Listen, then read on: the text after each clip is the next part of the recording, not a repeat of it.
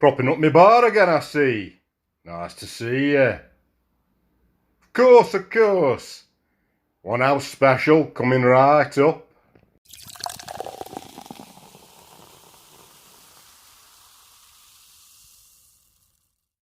There you go.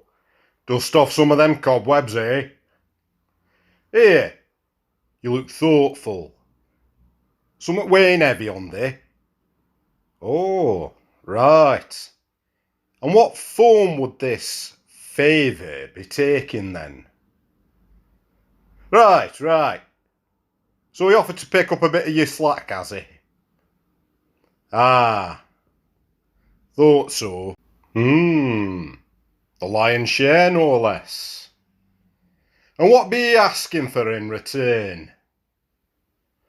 Nothing. Course he hasn't. Just a favour for a mate, eh? Done out of the goodness of his heart. And are you taking him up on this generous offer? Ah, you're still ruminating on it, are you? Well, you keep ruminating. Mull it over. You see, favours without condition oft times have the finest of small print. Had this bloke in yesterday. Never seen him before. Don't reckon I'll see him again either. By all accounts, he looked like he'd had an hard paper round. Troubled and unkempt. Even his clothes looked worried. Had this bandage on his right hand. A bit bloody. Sat where they are now, hunched over a pint, saying nowt. After a while, I decides to break the silence. Penny for your thoughts, I says. He looks up at me. Bit startled like. Starts apologising. I notice he's got quite a posh accent. Not from these parts, are you? I says. No, just passing through. He were visiting his son up at the City General. Some kind of accident. So I wishes him the best, and his son a quick recovery. Then gets on with cleaning the optics. Then he pipes up. I was not always thus, you know. Not always what? I says. As I now appear before you. That's so. Here we go, I thought. Oversharer. You get 'em in now and again, running the mouths off, making you privy to personal details you'd rather not know. No. Sad piece of human wreckage that I am. Once I was an educated man. Much good it did me. Ah, found a woodhouse, eh? Jeeves and Worcester. I were trying to change the subject, but he just carried on. I attended Eton. I was a King's Scholar, one of 70. Tug and damn accomplished wet bob, if I do say so myself. A lifetime ago now. The life of another. Just in case you were wondering, a tug is another name for a colleger at Eton. A wet bob, a rower. A dry bob, a cricketer. Couple of useless facts for you there. Ah, tug and wet bob, eh? And does the wet bob have a name? Edgar John Tarquin Simpkins the third. Bob it is then, mate. Bit of a mouthful. Toffs and their odd names, eh? Anyway, he carries on telling me his life story. I am no longer ashamed to admit that it was not by merit I became a King's Scholar. I failed the entrance exam, rather catastrophically. Not that it mattered. The old Rooster saw to that. A favour to my father. The old Rooster? Who's that? A family friend. Abraxas de Morville. I know not how far back the association went, but he was always there, just on the periphery. Indeed, some of my earliest memories are of spending long summers playing on the grounds of his country estate. He was rich as Croesus, the old bugger. Those summers. Blissful times from an age long past. Me and Sophia, his daughter, playing from sunrise to sunset. Sophia, I wonder what she's doing now. I deeply regret what happened. A lost love? I asked. A love discarded, thrown away on a cruel whim. We were betrothed. I did not know how lucky I was. Then again, it wasn't entirely my choice. Nah. Reading between the lines, the whole arrangement seems somewhat predetermined. Wouldn't like to use the term arranged marriage, but that particular act don't exactly sit askew, if you take my meaning. The way Bob told it, he were being coerced into it by his father from the very start. His own feelings didn't really seem to matter. Would please the old Rooster, keep him sweet, his father had said on more than one occasion. Bob proposed the night before he were to leave to start a degree at Cambridge University. He had naturally graduated from Eton with distinction. Here, looks like you're down to dregs. You having another? Oh, well, knock me down with a feather if I ain't clairvoyant.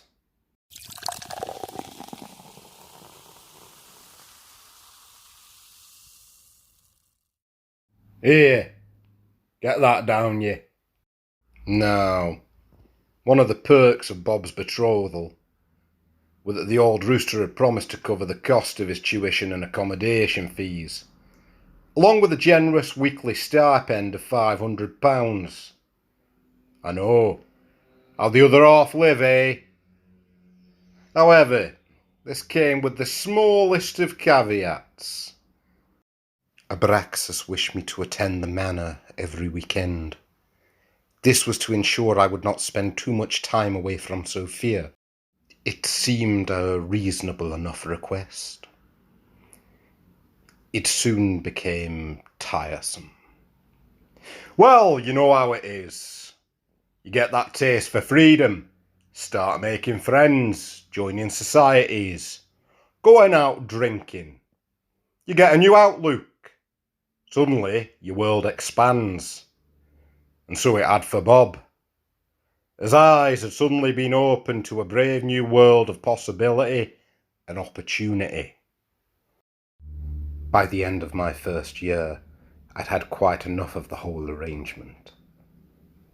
Sophia had become a fawning bore, the dusty world of the manor a cage, the relics of childhood innocence. I itched at the chance to be free of it all. Seemed to me back then there were far more interesting things that made demands on my attention. People whom I felt more of a kinship with, more of a bond. I started to rebel. He did it incrementally. Missed the odd weekend here and there. Arrived late on Saturday, left early on Sunday. You know, that kind of thing. Generally speaking though, these little acts of defiance weren't commented on. More than likely, they were expected. But one choice he were to make would cause ruptions, shall we say. Despite my talent as a rower, I had developed quite the distaste for it. My father had urged me to join the Cambridge Boat Club. Race against Oxford, he said. Be part of an illustrious tradition spanning back to 1829. Win glory for your team. I cared not a jot for tradition or glory. I quit the team in my second semester, and pursued more bohemian activities. It was at this time I met Helen, a real free spirit. I had alluded to having theatrical ambitions. With very little coercion, she convinced me to join Camdram, the university's amateur dramatic society.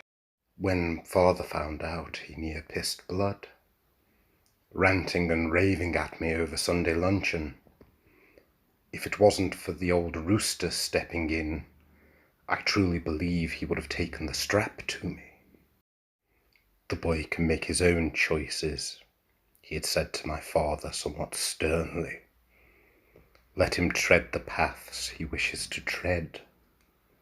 I don't reckon Bob were quite prepared for where them paths were gonna lead. I took to acting like a duck to water, starring in many productions, alongside Helen. Oh, she was the face that launched 1,000 ships. I knew I was falling for her. I fought it, of course. I loved Sophia. I loved Sophia. The constant mantra every time me and Helen were in each other's company. But the mantra would prove futile. In my final year, we performed a rendition of Christopher Marlowe's play Faustus. Of course, I was cast in the titular role of the tragic doctor. Helen, in a work of damned casting brilliance, was cast as the fallen angel Mephistopheles. We spent so much time together in those long months of pre-production. We met often to rehearse lines, to find the best way to approach our respective roles. Come the opening night, all pretense of mere friendship had been cast away. We were quite open in our affections towards one another. On reflection, probably too open. Won't surprise you to hear word got back to Sophia pretty damn quick. But hey, the show must go on. And by all accounts, that particular rendition of Faustus got rave reviews. Edgar Simpkins, the next big thing. A sublime and masterful adaptation to make Marlowe proud. The cast party on the closing night were therefore a bit of a raucous piss-up. However, something were to occur that would sober Bob right up. The letter was thrust into my hand out of nowhere. Folded parchment and a black wax seal emblazoned with a cockerel. Gingerly I opened it. I already knew who it was from. Yet the content was cryptic, near nonsensical, yet somehow it is to this day burnt into my memory. Quick are the first footfalls on the path to desolation. Affluence traded for destitution. Only when Ilium burns shall there be rebirth. To create a world, you must destroy a world. The fruit of your seed will burn, and in the flames you shall be reborn. With your assent, this shall be. Regretfully yours, S.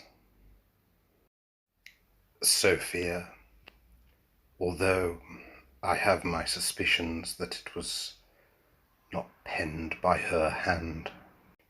Cryptic or not, you have to admit that's one hell of a full stop on proceedings, isn't it? But Bob found consolation in the fact that now we were free to truly express his commitment to Alan. Proposed right there and then, right in front of all assembled. The daft bastard. Mercifully she said yes. The next few days were spent enraptured in each other's embrace, entwined, inseparable. In those few short days we may as well have been the only two people on earth. Then the reality hit. He'd called home to inform his father of the happy news, somewhat naively thinking he'd be overjoyed. Don't take a rocket scientist to figure that his dad were more than pissed off. And that's putting it mildly. You're cut off, boy. He slammed down the phone. That was the last time I ever spoke to him. I'd like to say things got better. But they didn't. A string of ill fortune seemed to afflict him at every turn. I failed my examinations. Graduation was off the cards. I could have opted to retake them, but then there were more pressing concerns. Helen was pregnant. Under any other circumstances, this would have been cause for celebration. But all I felt was the ice-cold grasp of hopelessness. I had no prospects. How could I provide for a family? Quite the bind indeed did our poor Bob find himself in. And so commenced a decade of hardship, working jobs he considered beneath him. Long hours, late nights, just to keep his family fed. Didn't have the best impact on his relationship. Things soon turned sour. Alan got bored, cooped up in that tiny council house, bringing up the son Richard, alone. She fast started to resent him, felt shackled, free spirit as she was. She yearned for release, and that release were to come on Richard's first day of school. She'd seen an advertisement at the school, community theatre. I suppose, unlike me, the compulsion to perform never left her. They were happy to have her, of course, her skills as an actress far outweighing many in that company of amateurs. It was there she met some young hack named Jared. A bedreadlocked buffoon, however, a buffoon with some species of rough charm. I don't have to tell you what happened.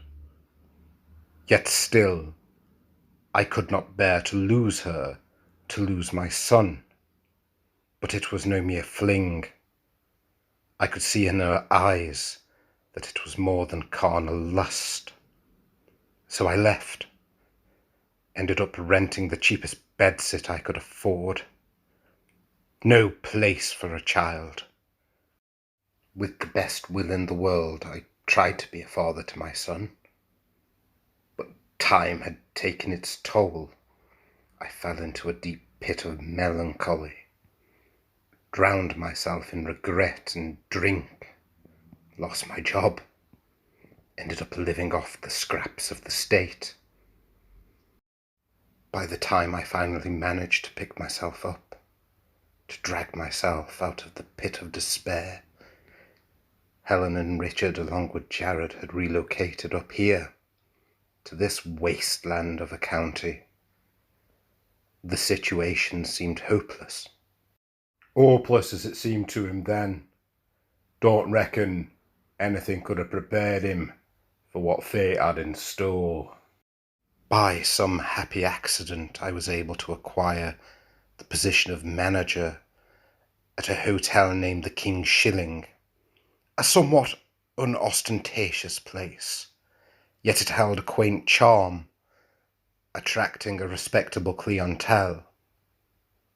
Business was steady, people came and went, one face blurring into another. So it was something of a surprise when 3 days ago a face from my past appeared before me. I did not recognize him at first, but he recognized me almost immediately. "Edgar, is that you?" he said, with a note of incredulity. That's when it came to me. Who he was, I mean. Eustace Fortescue, a fellow colleger, 2 years my junior. I remember he found life at Eton quite hard. He was a somewhat sickly boy, melancholic, something of a soft target. I was sympathetic towards him, took him under my wing, defended him from the predation of some of the more pugnacious boys in the college. Of course, once I graduated, we lost touch. So it was something of a surprise that after such a span of years, he still recognized me, haggard wretch as I am. I learnt that he was attending a function later that evening, a select gathering of old Etonians who belonged to an exclusive club named Le Coq Noir. He was rather astonished that I did not rank amongst its members. I told him that was no longer the world in which I resided, handed him the key to his room, and wished him a good evening. He looked me in the eye and said, "I'll put in a word for you." I thanked him, told him it would not be necessary, and retreated into my office, suddenly feeling somewhat awkward and embarrassed. I did my best to avoid him for the duration of his stay. But despite Bob's best efforts to avoid Fortescue, his old college friend weren't to take no for an answer. He left me a note at the hotel reception. "A car will arrive for you 10 a.m. sharp. It will sound its horn 3 times. Do hurry. It will not wait forever. Ever your dearest friend and fellow tug, Eustace." As stated in the note, the car did indeed arrive at 10 a.m. A black Rolls Royce. I know. Well posh.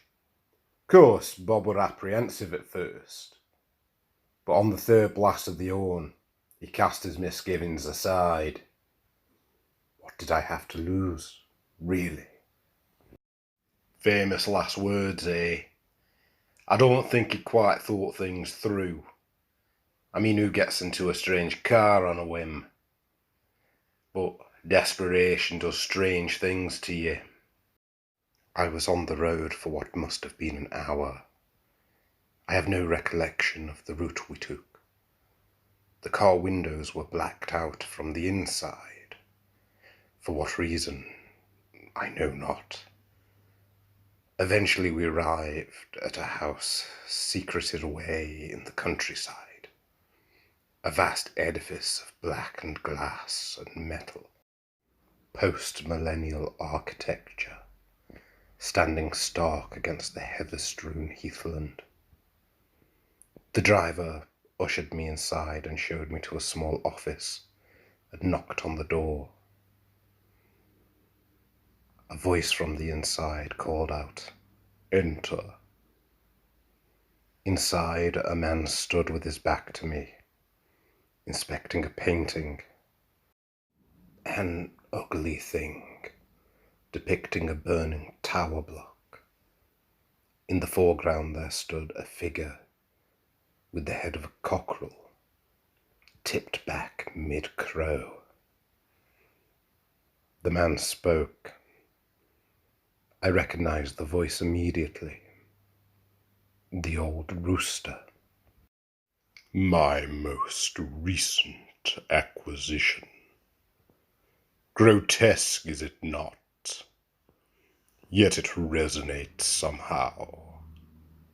Strange. Do not stand on ceremony. Make yourself comfortable." He turned and gestured towards his desk. We both sat there for a few long seconds. He gazed at me, not uttering a word. He had not aged a day.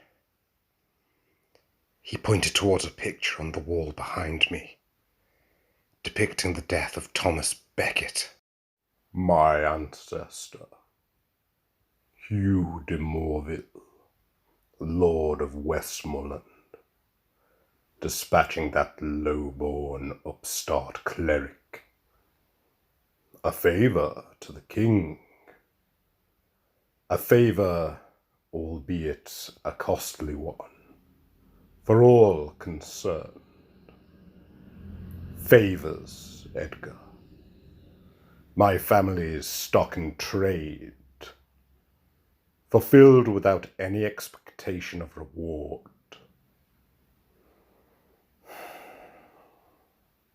I see Fortescue did not exaggerate.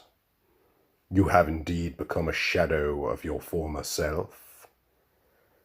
It saddens me to see how far you have fallen. We were as family once.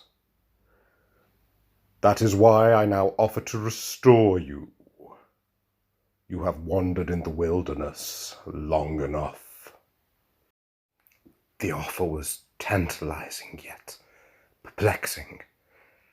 What do you want in return? I asked. Marriage to Sophia? Some kind of vassalage? Payment? There is naught I can offer you. He waved his hand. Of you I ask nothing, save that you accept my offer. Consider it a favour. It's what I do. Of course, it is your choice, and your choice alone. Consider wisely. There will be no going back. In hindsight, I should have just walked away. But I was weak, oblivious as to what was to follow. I accept. He nodded and then bade me place my right hand before him upon the desk. I did so hesitantly, and as I did, he produced a black leather-sheathed stiletto from the desk drawer. Its ebony pommel was fashioned into the likeness of a rooster's plumage. He unsheathed the blade and with both hands held it before his face, uttering a prayer, or at least what I took to be a prayer, for it was like none I have ever heard. That which is spoken by God the Son is life. That which is spoken by the devil is death. I speaketh that hallowed and accursed word, which is both life and death at the same time.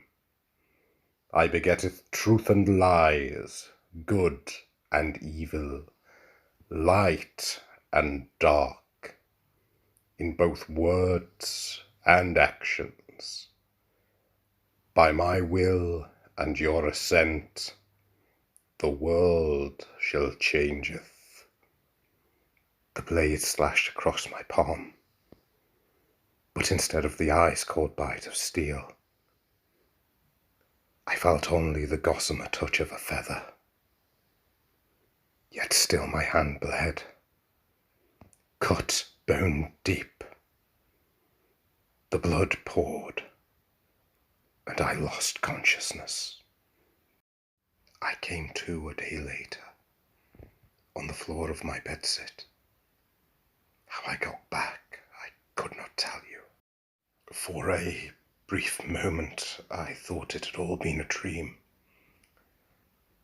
The blood-stained bindings on my right hand confirmed otherwise.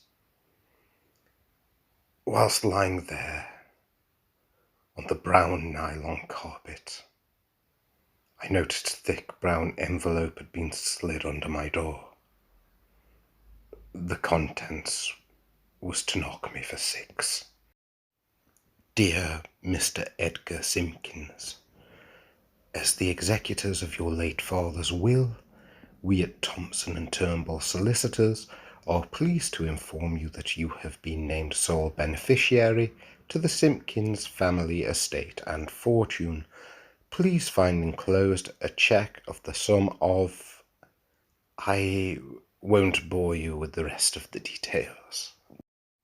What I will say is this, as reptilian as it may sound, I felt nothing on learning of my father's death.